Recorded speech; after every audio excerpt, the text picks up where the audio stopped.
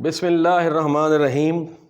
السلام علیکم dear student, آج کے اس اردو کے لیکچر میں آپ کا ٹیچر کیسر منصور ایک بار پھر آپ کو خوش آمدید کہتا ہے۔ ڈیئر اسٹوڈنٹ، ہم نے اردو کا پہلا سبق پڑھ لیا تھا اور آج ہم پڑھنے جا رہے ہیں مرزا غالب کے عادات و خصائل۔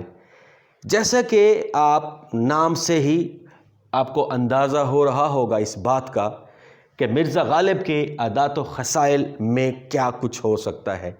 جی ہاں ڈیئر اسٹوڈنٹ، اس سبق میں ہم مرزا کے عادات کے بارے میں، ان کی خوبیوں کے بارے میں، ان کے مزاج کے بارے میں اور دوستوں کے ساتھ ان کا تعلق کیسا تھا، وہ اپنے دوستوں کے خطوں کا جواب کیسے دیتے تھے، شعروں کی اصلاح جو ہے وہ کیسے کرتے تھے، کس طرح کی زندگی انہوں نے گزاری، خودداری کا کتنا عنصر تھا ان میں اور ان کا پسندیدہ پھل کیا تھا۔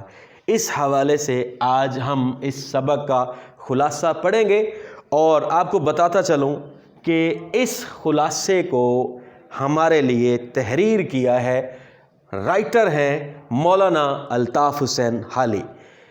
ایک خوبصورت شعر غالب کے حوالے سے کہ غالب ہمیں نہ چھیڑ کہ پھر جوش اشک سے، غالب ہمیں نہ چھیڑ کہ پھر جوش اشک سے، بیٹھے ہیں ہم تہیہ طوفاں کیے ہوئے۔ جی ہاں ڈیئر اسٹوڈنٹ، مرزا غالب کے عادات و خصائل کو لکھا ہے مولانا الطاف حسین حالی نے۔ مولانا الطاف حسین حالی ایک شاعر ہیں، ایک سوانح نگار ہیں، ایک مضمون نگار ہیں اور ایک نقاد ہیں۔ آپ 1837 میں پانی پت میں پیدا ہوئے۔ 9 برس کے تھے تو والد کا انتقال ہو گیا، یعنی جسٹ 9 سال کی عمر کا بچہ اور اس کے سر سے والد کا سایہ اٹھ گیا، لیکن پھر بھی اس نے ہمت نہیں ہاری اور آپ دیکھیں کہ اس نے اردو کی تاریخ میں کیا کارنامے سر انجام دیے۔ بھائیوں نے پرورش کی، تعلیم کی تکمیل دہلی کے عالموں کی صحبت میں ہوئی۔ غالب اور شیفتہ کی صحبت میں بطور خاص فیض یاب ہوئے، یعنی غالب اور شیفتہ جو ہے ان کی صحبت سے انہوں نے بہت کچھ سیکھا اور سر سید کے قریبی اور بااعتماد ساتھیوں میں سے تھے، یعنی سر سید احمد خان کے دوستوں میں، کے ساتھیوں میں جن پر سر سید کو زیادہ ٹرسٹ تھا، ان میں الطاف حسین حالی کا بھی ایک نام تھا۔ وفات سے چند دن قبل فالج کا حملہ ہوا اور 1914 میں اپنے خالق کے حقیقی سے جا ملے۔ حالی کی مشہور کتاب یادگار غالب، حالی نے غالب کے حوالے سے غالب کی زندگی پر ایک کتاب لکھی جس کا نام تھا یادگار غالب، اور اس کتاب یادگار غالب میں حالی نے کیا کیا؟ مرزا غالب کی خوبیوں، مرزا غالب کی عادات، مرزا غالب کے خصائل پر بہت ہی اہم اور دلچسپ واقعات لکھے جو آج کے ہمارے اس سبق کا حصہ ہے۔ تو آئیے ڈیئر اسٹوڈنٹ، مرزا غالب کے عادات و خصائل کا خلاصہ شروع کرتے ہیں۔ تو ایک خوبصورت شعر آپ لوگوں کی نظر کہ ہیں اور بھی دنیا میں سخنور بہت اچھے ہیں، اور بھی دنیا میں سخنور بہت اچھے، کہتے ہیں کہ غالب کا ہے انداز بیاں، اور اس حقیقت سے انکار نہیں کیا جا سکتا کہ اردو شاعری میں، اردو ادب کے میدان میں غالب کا جو لکھنے کا ڈھنگ ہے، جو لکھنے کا طریقہ ہے، جو لکھنے کا سلیقہ ہے، جو لکھنے کا انداز بیاں ہے، وہ سب سے جدا ہے۔ تو آئیے خلاصے کی جو سب سے پہلی بات ہے کیا ہم اس سبق میں جس کا ہم ذکر کریں گے وہ ہے وسیع اخلاق۔ مرزا غالب جو ہے وہ بہت وسیع اخلاق کے مالک تھے۔ اب سوچئے کہ وسیع اخلاق کا کیا مطلب ہے؟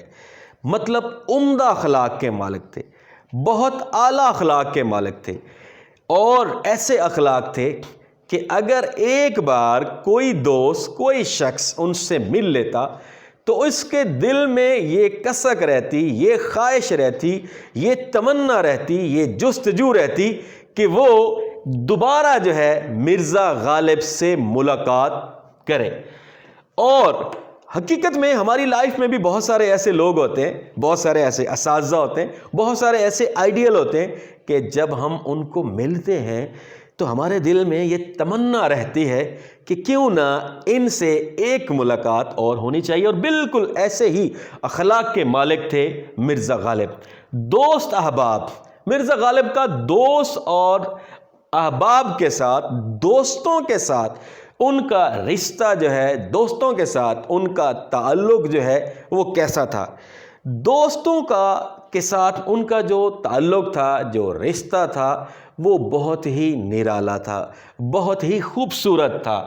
وہ دوستوں کی خوشی میں خوش ہوتے، دوستوں کی غم میں غم زدہ ہوتے، دوستوں کی خوشی میں شریک ہوتے اور دوستوں کے غم میں شریک ہوتے۔ اور یہی نہیں، اگر کوئی دوست انہیں کوئی فرمائش کر دے، اگر کوئی دوست ان سے کوئی چیز مانگ لے تو وہ ٹھہرتے نہیں تھے، وہ انکار نہیں کرتے تھے، اور ان کی کوشش ہوتی کہ یہ چیز جو ہے میں اپنے دوست کو دے دوں۔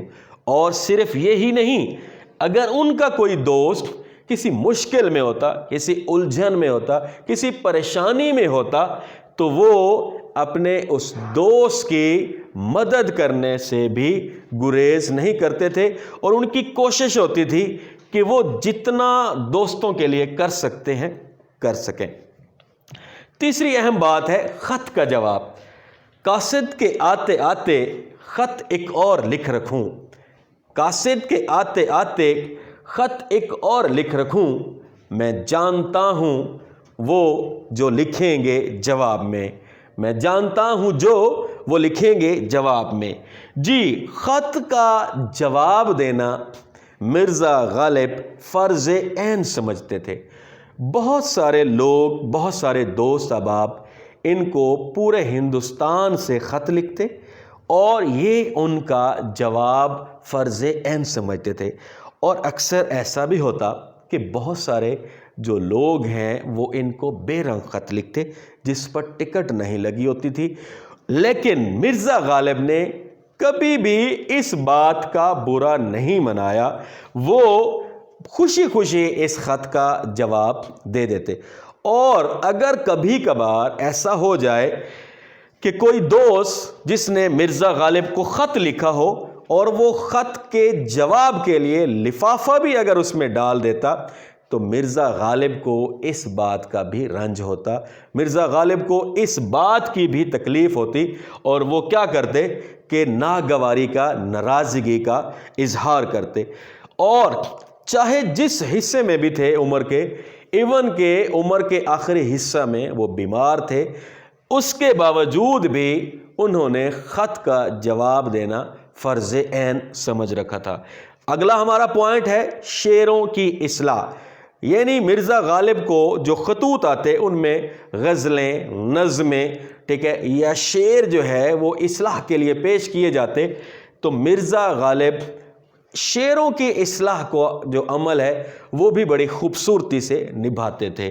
اور عمر کے آخری حصے میں اگرچہ بیمار تھے، کمزور تھے، کم نکاحت تھی، لیکن اس کے باوجود بھی مرزا جو ہے وہ شعروں کی اصلاح ضرور فرمایا کرتے تھے۔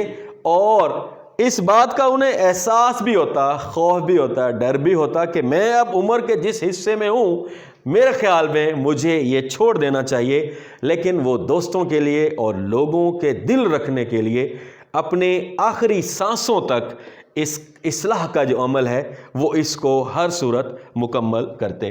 ڈیئر اسٹوڈنٹ، آج ہم نے اس خلاصے میں 4 اہم چیزیں پڑھی ہیں: وسیع اخلاق، دوست احباب، خط کا جواب اور شعروں کی اصلاح۔ تو میں آپ سے امید کروں گا کہ آپ یہ جو 4 پوائنٹس ہیں ان کو آپ اپنے انداز میں لکھیں گے، اس طرح بیان کرنے کا مقصد یہی ہے کہ جب آپ یہ 4 پیراگراف مرزا غالب کے عادات و خصائل سبق کے پہلے 4 پیراگراف جب آپ پڑھیں گے تو اس کے بعد آپ ان چاروں کو پیراگراف میں لکھیں گے تو آپ کا خلاصہ بن جائے گا۔ اسی کے ساتھ اجازت چاہتا ہوں، بقیہ خلاصے کے ساتھ اگلے لیکچر میں حاضر ہوں گا۔ اللہ حافظ۔